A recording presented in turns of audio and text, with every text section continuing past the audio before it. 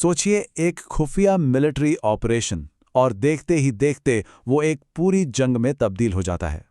1965 में ऐसा ही हुआ था।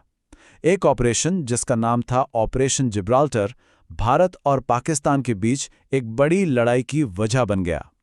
तो आखिर ये हुआ कैसे? ये सिर्फ एक लाइन नहीं थी, ये वो सोच थी, वो जिद थी जिसने इस पूरे संघर्ष को हवा दी। देखिए, इस टकराव की जड़ें असल में बहुत पुरानी हैं।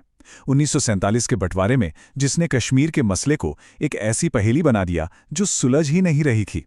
तो हुआ ये था कि कश्मीर दो हिस्सों में बंट गया था।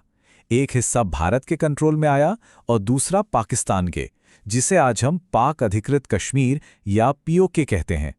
1947-48 में जो लड़ाई हुई, वो हार पाकिस्तान के जहन में एक जख्म की तरह थी, और बदला लेने की ये आग अगले 1.5 दशक तक अंदर ही अंदर सुलगती रही।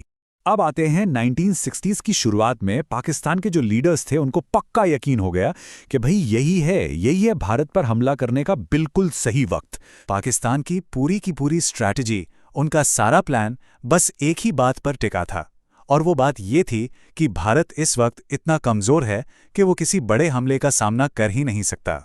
अच्छा, ऐसा वो सोच क्यों रहे थे? देखिए, इसके पीछे 4 बड़ी वजहें थीं।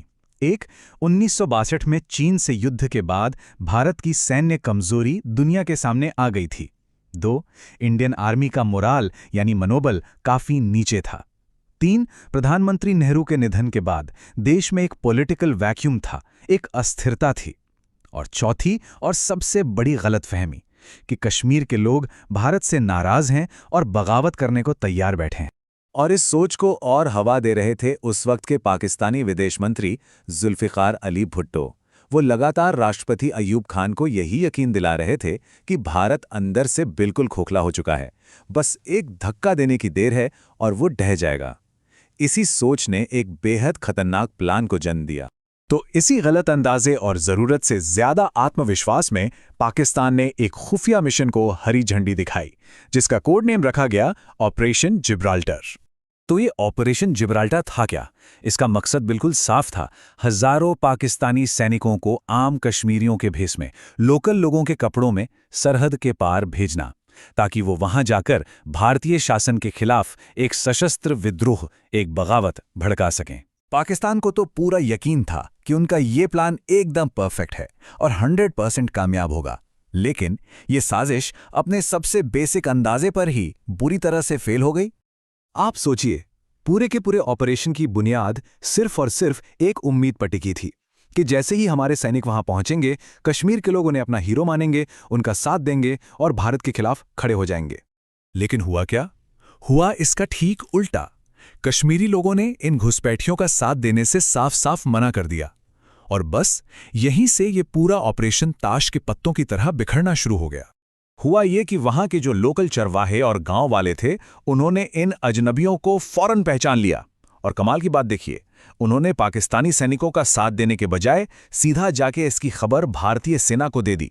इस अनएक्सपेक्टेड मदद से आर्मी को इन घुसपैठियों को पकड़ने या मार गिराने में बहुत मदद मिली।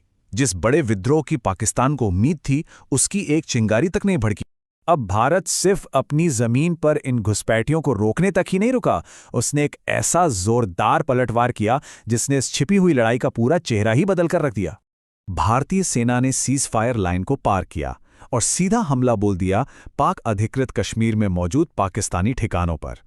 इतना ही नहीं, भारत ने हाजी पीर पास जैसे बेहद जरूरी और स्ट्रेटेजिक इलाके पर भी कब्जा कर लिया, जो घुसपैठ का एक मेन रूट था। ये पाकिस्तान के लिए एक बहुत बड़ा झटका था। और बस भारत के इसी कदम के साथ जो लड़ाई अब तक चोरी छिपे एक प्रॉक्सी वॉर की तरह चल रही थी, वो अब एक खुली सीधी लड़ाई में बदल चुकी थी। पीओके में भारत को जो कामयाबी मिल रही थी, उससे पाकिस्तानी खेमे में हड़कंप मच गया। अब उन्हें ये डर सताने लगा था कि ये लड़ाई सिर्फ कश्मीर तक नहीं रुकेगी, भारत और भी आगे बढ़ सकता है। हालात इतनी तेजी से बिगड़े कि आप अंदाजा नहीं लगा सकते। अगस्त की शुरुआत में एक खुफिया ऑपरेशन, महीने के बीच तक पीओके में भारत का पलटवार, और फिर 1 सितंबर को पाकिस्तान ने जम्मू के छम सेक्टर में टैंकों से एक जबरदस्त हमला कर एक नया मोर्चा ही खोल दिया।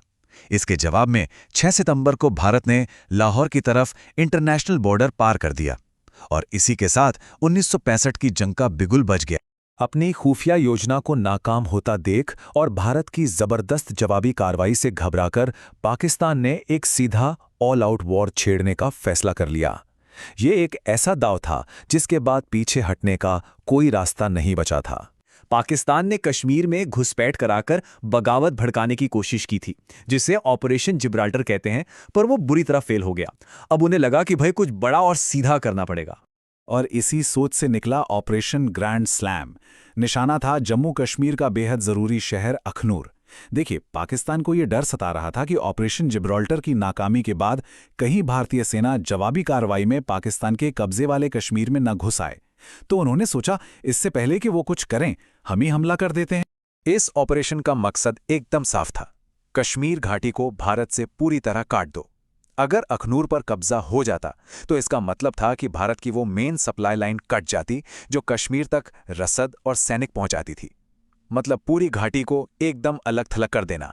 और आपको बताऊं, शुरुआत में पाकिस्तानी सेना को जबरदस्त कामयाबी मिली भी। उनकी टुकड़ियां बहुत तेजी से आगे बढ़ रही थीं। एक वक्त तो ऐसा लगने लगा था कि उनका ये बड़ा दांव शायद सफल हो ही जाएगा। लेकिन ठीक उसी वक्त जब पाकिस्तान को लग रहा था कि सब कुछ उनके प्लान के मुताबिक चल रहा है, तब भारत एक ऐसा कदम उठाने जा रहा था जिसकी किसी ने दूर दूर तक कल्पना भी नहीं की थी। और बस यहीं आया वो ऐतिहासिक पल।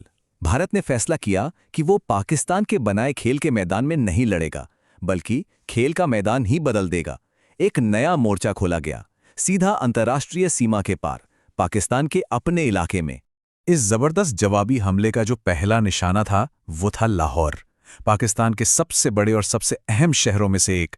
जरा सोचिए, उस वक्त लाहौर शहर में क्या माहौल रहा होगा जब लोगों ने रेडियो पर यह ऐलान सुना होगा, भारत ने लाहौर पर हमला कर दिया है। पूरे शहर में अफरा तफरी मच गई होगी। दुश्मन अब उनके दरवाजे पर जो आ गया था। भारतीय सेना बहुत तेजी से आगे बढ़ी और लाहौर के बाहरी इलाके में मौजूद इछोगिल नहर तक जा पहुंची।